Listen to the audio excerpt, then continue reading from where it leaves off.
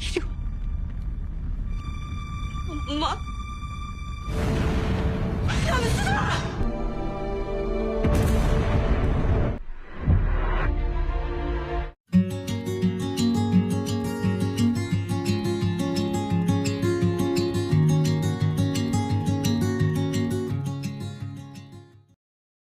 Episode 3 melanjutkan dari bagian terakhir yang kita tinggalkan di mana Namsun mengunjungi studio foto Bongo.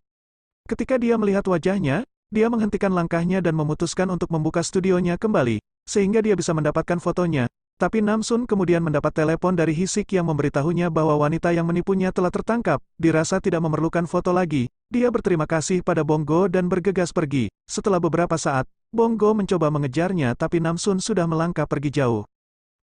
Di kantor polisi, Namsun mendapatkan barang-barangnya kembali, tetapi uangnya sudah habis terpakai oleh penipu itu. Seorang wanita menerobos masuk dan mengaku sebagai istri dari pria yang dipukuli Namsun. Dia mengajukan tuntutan terhadap Namsun atas tagihan medisnya. Hisik dan petugas lainnya tidak mempercayainya. Bagaimana mungkin gadis mungil seperti Namsun bisa menyebabkan begitu banyak kerusakan?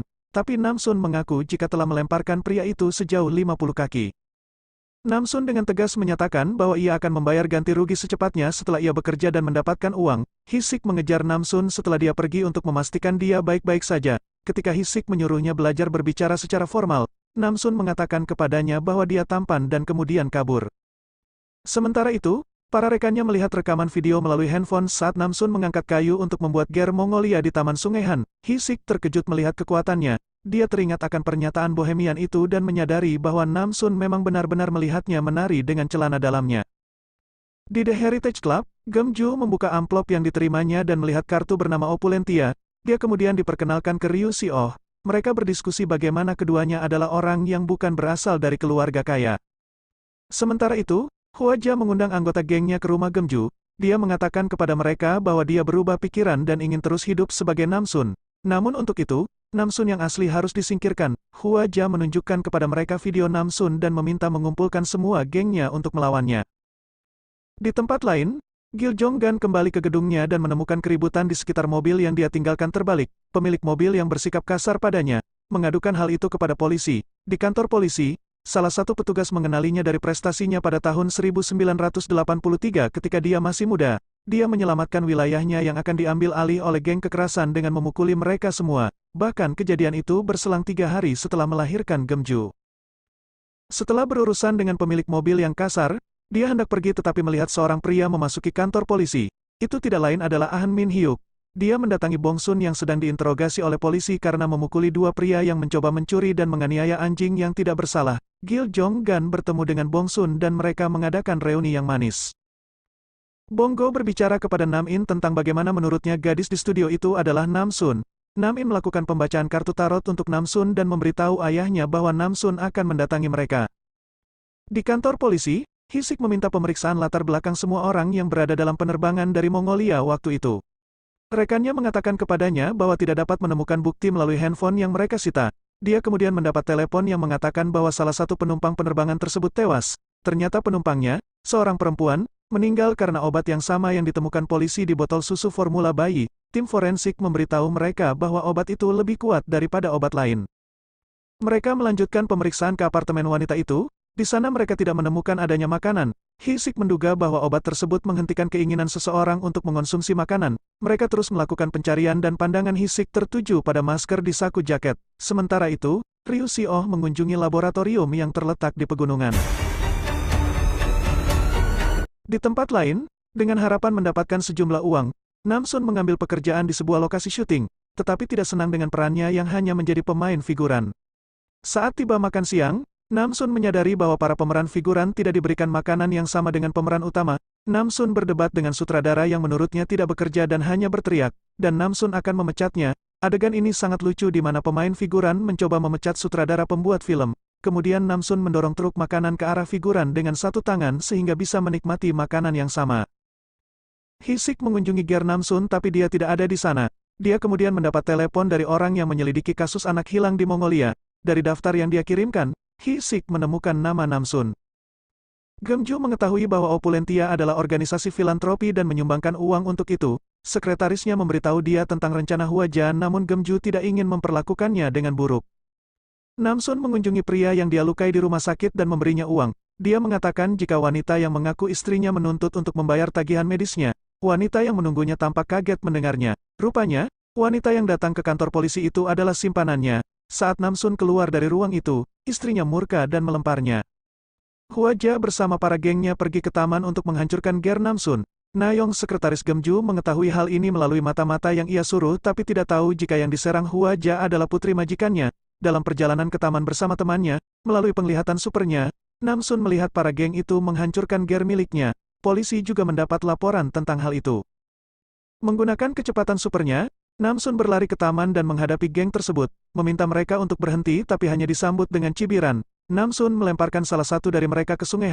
Melihat kekuatannya yang bisa melempar sejauh itu, para geng itu mencoba kabur dan Namsun mengejarnya. Hisik tiba tepat waktu untuk melihatnya dan sangat terkejut ketika Namsun melempar orang dengan mudahnya dan melompat tinggi ke udara. Kemudian Hisik memanggilnya. Dari situ Hwaja tahu jika gadis kuat itu benar-benar Namsun putri Gemju dan kemudian Hwaja kabur. Teman-temannya kecewa dengan situasi ini dan mereka mencari tempat lain. Hisik menawarkan Namsun untuk tinggal di rumahnya sementara waktu. Sesampai di rumah, Hisik mendapat telepon dari seorang rekan yang mengatakan kepadanya bahwa Hwaja adalah orang yang memerintahkan geng tersebut. Di tempat lain, Gil Jonggan marah mendengar Hwaja telah menipu mereka. Namun Gemju tetap bersikeras untuk bersikap baik padanya. Dia percaya bahwa jika dia tidak baik terhadap seseorang, maka seseorang juga akan tidak baik terhadap Namsunnya. Hisik menelepon Gemju dan memberitahunya bahwa dia telah menemukan Namsun yang asli. Saat dia sedang menelepon, Namsun keluar dari kamar mandi dengan kemeja tipis dan Hisik terpesona melihatnya. Dia kemudian memberitahu Namsun jika dia telah menemukan ibunya. Di kantor polisi, mereka yang tergabung dalam satuan tugas rahasia yang dibentuk akibat lonjakan kasus narkoba sedang mendiskusikan bagaimana Namsun melawan 20 orang. Gemju meminta karyawannya untuk mendapatkan informasi tentang Hisik dan mengetahui bahwa dia adalah bagian dari satuan tugas rahasia. Beberapa teman Namsun menetap bersama para tunawisma lainnya di pinggir jalan. Sebelum tidur, Namsun berterima kasih kepada Hisik karena telah memenuhi janjinya dan menemukan ibunya. Hisik dan Gemju berbicara di telepon lagi dan dia memberinya alamat di mana dia dan Namsun dapat bertemu keesokan harinya. Gemju dengan tulus berterima kasih padanya. Dia kemudian menelpon Bongo dan menyampaikan kabar baik ini. Keesokan pagi, Hisik mempersiapkan pakaian terbaik untuknya. Dia memakainya dan dengan senang hati pergi menemui ibunya. Hisik masuk ke kamar mandi untuk mencuci wajahnya dan rekannya Yong tak menelepon memberitahunya jika tidak ditemukan adanya narkoba dalam barang bukti yang mereka ambil. Hisik menyentuh masker yang diyakini sebagai barang bukti satu-satunya dan terkena sisa air di tangan sepertinya bahannya larut. Dia menyadari bahwa ada obat-obatan di dalam masker. Sementara itu, seorang wanita yang jelas-jelas menggunakan narkoba, membakar gedung tempat dia berada. Dalam perjalanan menemui ibunya, Namsun mendengar teriakan minta tolong. Dia memutuskan untuk membantu menyelamatkan orang-orang yang terjebak dalam kebakaran itu. Gemju yang melihat peristiwa tersebut, juga memberikan bantuan dengan memindahkan mobil ke pinggir jalan untuk memastikan mobil pemadam kebakaran tiba tepat waktu. Dia kemudian tiba tepat waktu untuk melihat Namsun berjuang memasuki gedung itu lagi. Dia mengubah pagar menjadi tangga dan memanjat ke atas gedung. Saat dia sampai, dia dan Namsun bertatap muka dan saling menyapa. Namsun dan Gemju bertemu dalam situasi darurat tersebut dan menciptakan momen yang mengharukan. Gemju mengulurkan tangan dan Namsun hendak meraih tangannya. Namun semburan api dari dalam mendorong Namsun keluar jendela.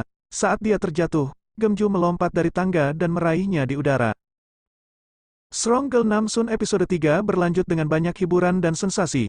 Menyaksikan Namsun menghadapi lebih dari 20 pria berbadan besar adalah suatu yang hebat, dan reaksi Hisik yang tepat membuat adegan tersebut semakin lucu. Misteri tentang narkoba terus berlanjut, meskipun saya yakin itu akan semakin menonjol dalam beberapa episode berikutnya.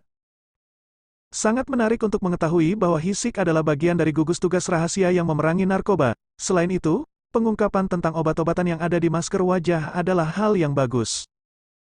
Puncak dari episode ini pastinya adalah cameo yang sangat dinantikan dari Park Bo Young dan Park Hyung Sik sebagai Bong Sun dan Min Hyuk. Mereka sangat senang bisa tampil di layar lagi dan menghidupkan episode itu dengan kelucuan khas mereka. Saya terkejut mereka memasukkan cameo di awal seri karena saya yakin itu adalah sesuatu yang dinantikan sebagian besar pemirsa. Mungkin ini berarti mereka akan muncul lagi sebelum akhir. Kita harus menunggu dan melihat.